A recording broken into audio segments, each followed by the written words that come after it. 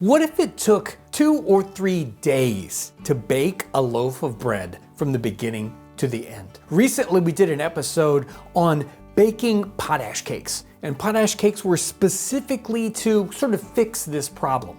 If we had a visitor that came to our house, but we didn't have our bread ready to go, and bread could take a while in the 18th century, then we could make potash cakes to feed them right away with something that was bread-like. This whole concept came from Margaretta Curley's article in 1799, where she describes this special way of baking, at least for that time.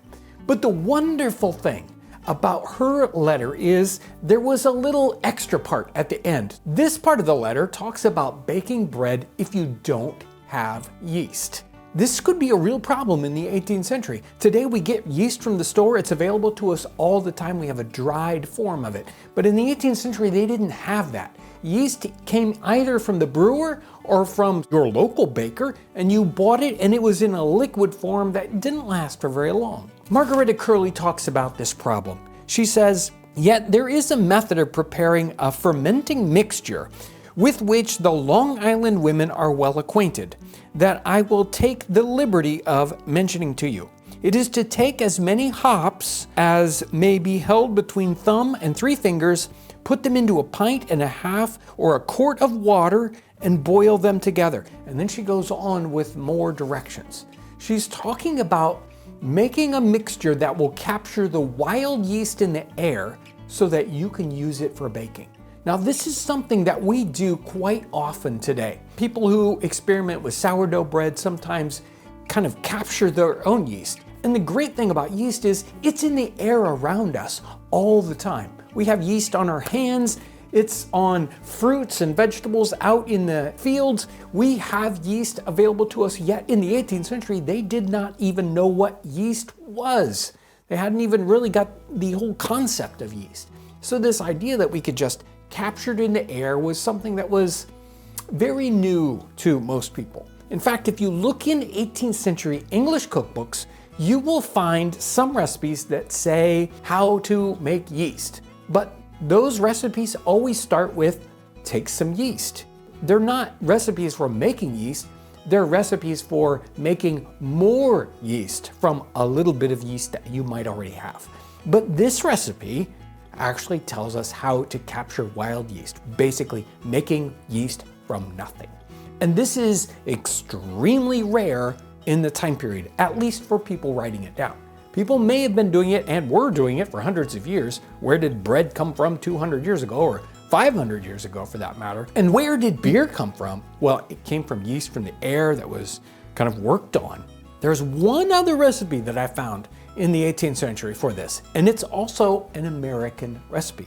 It comes out of this book that is a New Jersey farmer's book, and there are a few recipes in the back. And he explains another method very similar to this, where we take wheat bran and we boil it, and then we add some things like ginger and molasses to it, and we let it set, and it starts to bubble all on its own. That's the yeast taking off.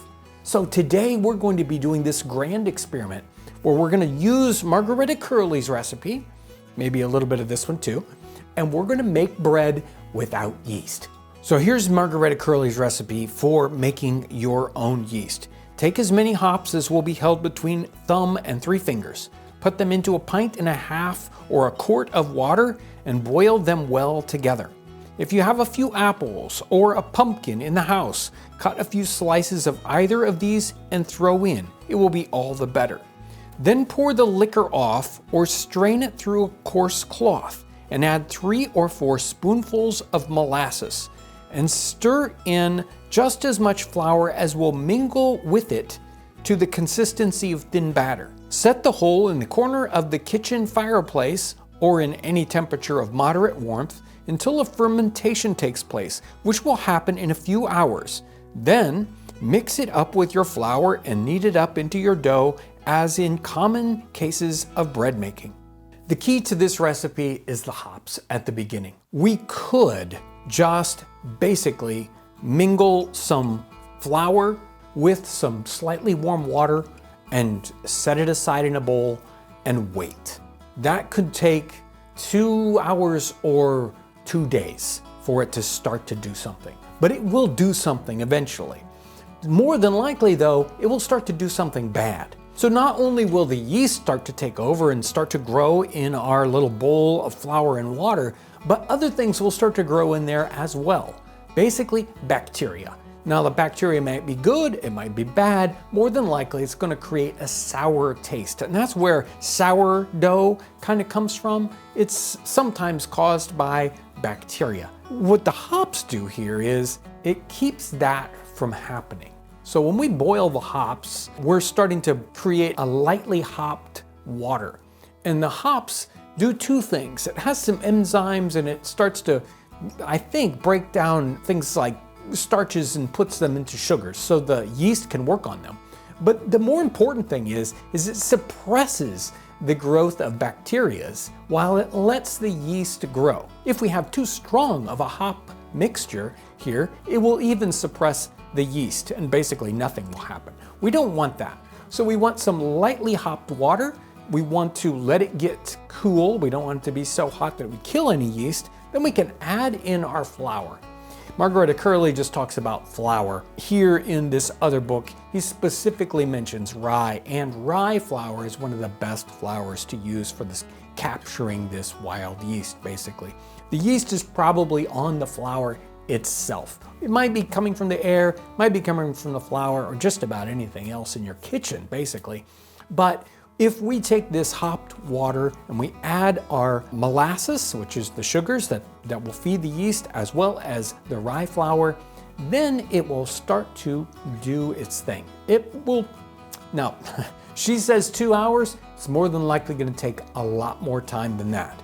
I would say, at least in cool weather like this, might take half a day or even 2 days for it to really start to look like something. Let's work on our hops water. We need about a quart of water and let's have that boiling. We'll take our hops flours. We don't need very many, about an ounce or so. 5 or 6 is probably enough.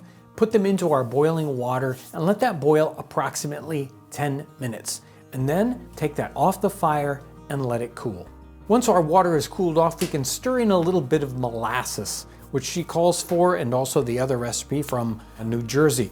We just need maybe a tablespoon of molasses. Even a teaspoon will do. We don't need a whole bunch of sugar in here. She kind of overdoes it in her recipe. Once that molasses is stirred in, we can also stir in our rye flour, as much as will make a very thin batter.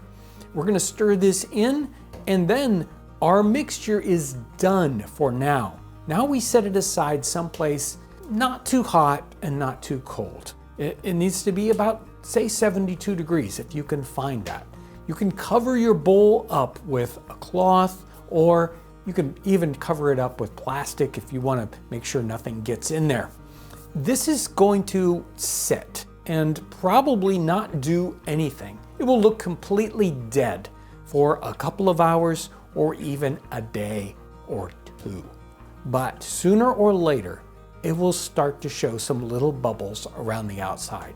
Maybe some larger bubbles, and start to bring up some of this flour, because it'll separate. It'll have like a water on the top. Sometimes I'll come in and just stir it, just to kind of keep it moving. And when it starts to bubble, then we know that it is starting to work. We can definitely maybe warm it up just a tad. Don't get it past about 80 degrees to see if you can get it a little more active. Once we have that doing its thing, we can pour that in. We can use that basically as our basis for making our bread dough.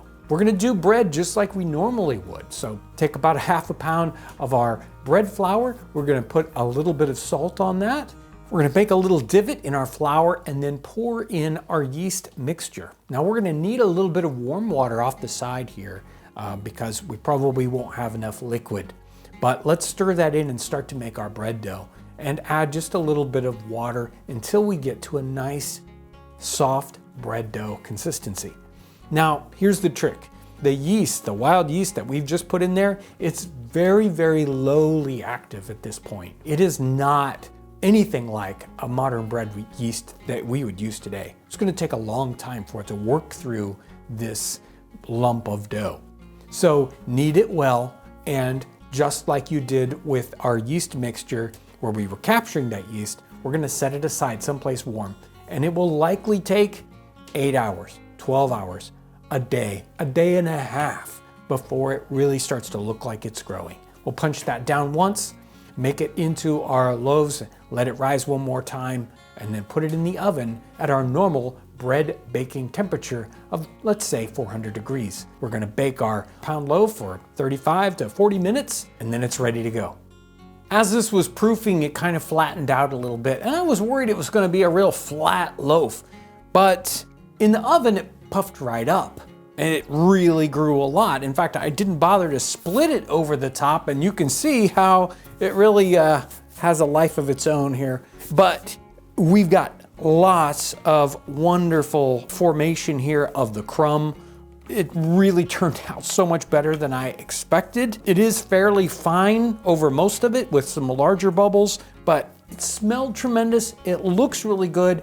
You would think, because this loaf really sat around for quite a while waiting for it to kind of build, more than 24 hours, that it would be a sourdough, that we could smell the sourness. This does not smell sour at all. So we really didn't get to that state of fermentation, even though it took a long time. It's just because this wild yeast really hasn't had a chance to grow so much that it became sour. So let's give it a taste. So this is brand new, fresh bread.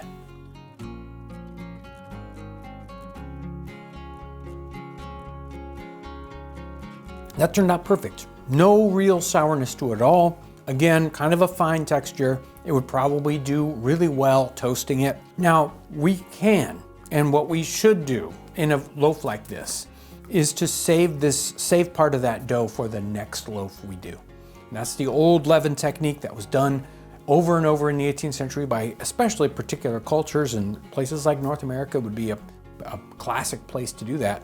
And then this strain of yeast and other things going on here would kind of grow and get their own character. This was quite an experiment for me, trying to figure out how to get this done. In fact, I was worried it just was not going to work. But the reality turns out it worked perfectly. This was an experiment for me, and you can have fun doing the same kind of experiment for you. What kind of yeast will you get? What kind of loaf will you end up with? Only you can find out.